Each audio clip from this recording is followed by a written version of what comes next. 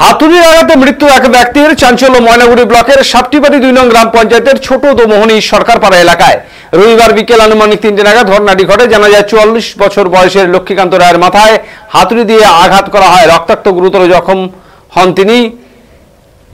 মৃত লক্ষ্মীকান্ত রায়ের সৎ ভাই ও 2 ভাইপো মিলে এই কাণ্ড ঘটায়। পরবর্তীতে পরিবারের লোকজন ছুটে এসে অজ্ঞাত লক্ষ্মীকান্ত রায়কে তড়িঘড়ি জলপাইগুড়ি স্পেশালিটি হাসপাতালে নিয়ে গেলে হাসপাতালের কর্তব্যরত চিকিৎসকরা তাকে মৃত বলে ঘোষণা করেন।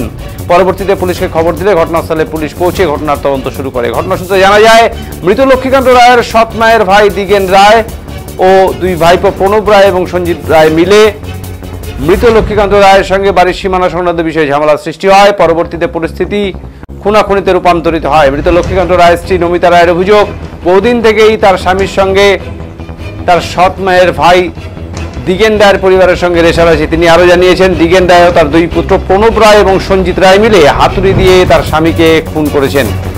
সেই সঙ্গে অপরাধীদের কঠোর শাস্তির দাবি জানিয়েছেন তিনি। অন্যদিকে দিগেন রায় ও তার পরিবারের সদস্যরা পলাতক।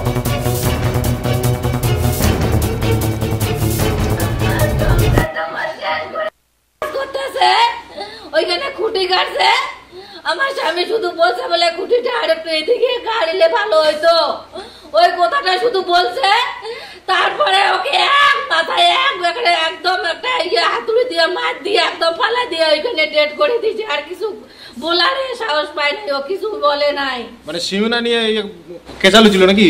কিছু হয় না, শুধু আমার স্বামী বলছে বলে খুঁটিটা আর একটু এদিকে গাড়, ওই কথাটা শুধু বলছে, আর কিছুই বলে নাই। ওরা প্ল্যান করছে আমার স্বামীকে মারার জন্য, অনেকদিন থেকে আমার উপর ঝগড়া নিয়ে করে আমার স্বামীকে মারার জন্য প্ল্যান করে।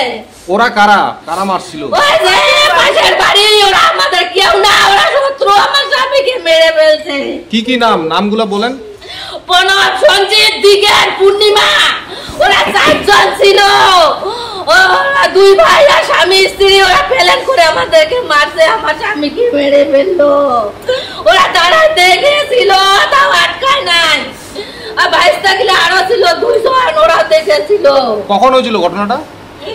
আমারও তো মনে নাই, ও শুধু খাওয়া দাওয়া করে শুধু উঠলো 3টা 3:30 হবে মনে হয়। আর আমি শুধু খেতে বসছি, ও খাওয়া দাওয়া করে উঠলো। তারা ভাইস্তা 2টাকে দেখাইতে নিয়ে গেলো, ভাইস্তা দেখো তো এখানে খুঁটিটা গাঁথতেছে ওরা, আর একটু এদিকে গালে ভালো হয়তো। শুধু ওই কথাটাই বলছে।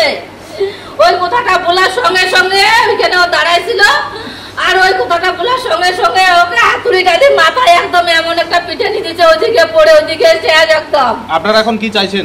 আমরা চাইছি ওদের সম্পূর্ণ পরিবারটা শাস্তি হোক, ফাঁসি হোক। আর আমরা কি করে খাবো? আমার স্বামী একা কাজ করে, আমার 3টা ছেলে মেয়ে আছে, কি করে